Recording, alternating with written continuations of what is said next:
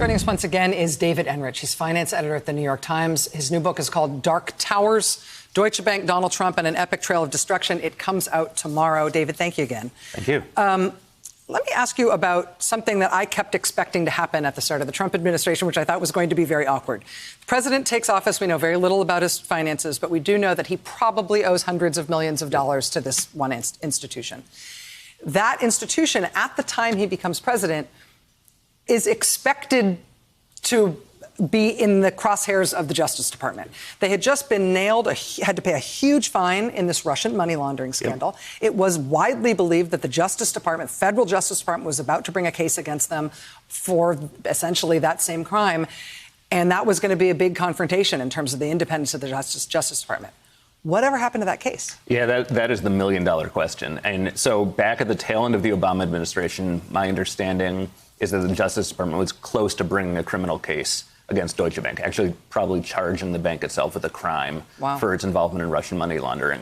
And the Trump administration begins, and Deutsche Bank executives are kind of steeling themselves for this, and they just hear nothing. And the weeks go past, and initially they just think it's, a presidential transition, and it's just been put on the back burner for a couple weeks. But then the months start passing, and then a year passes, and Deutsche Bank executives became convinced that this was just too hot to handle for the Trump administration. They did not want anyone in the administration to bring more public attention to the very close relationship between Deutsche Bank and Russia on the one hand and Deutsche Bank and Trump on the other hand. We believe that the president still owes them hundreds of millions of dollars.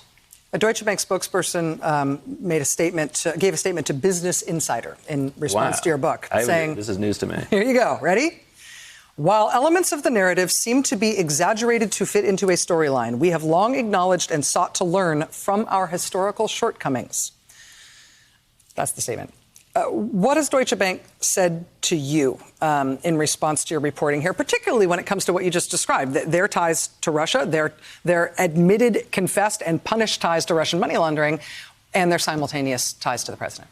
Well, they publicly did not. First of all, they publicly refused to say much of anything in public about their client. They acknowledge Trump as a client. Trump has disclosed in his limited White House disclosures the amounts that he owes and what those loans are. They've in the case of Tammy McFadden that we were discussing earlier, they've said that they handled everything properly. They're playing defense, and they are trying to desperately, I think, to make this very bad situation where they are kind of the public face of Donald Trump's finances. They're trying to make that go away as best they can. And I think to their credit here, it sounds like they're owning up that they're not really disputing anything. And it's hard to dispute because a lot of this is public.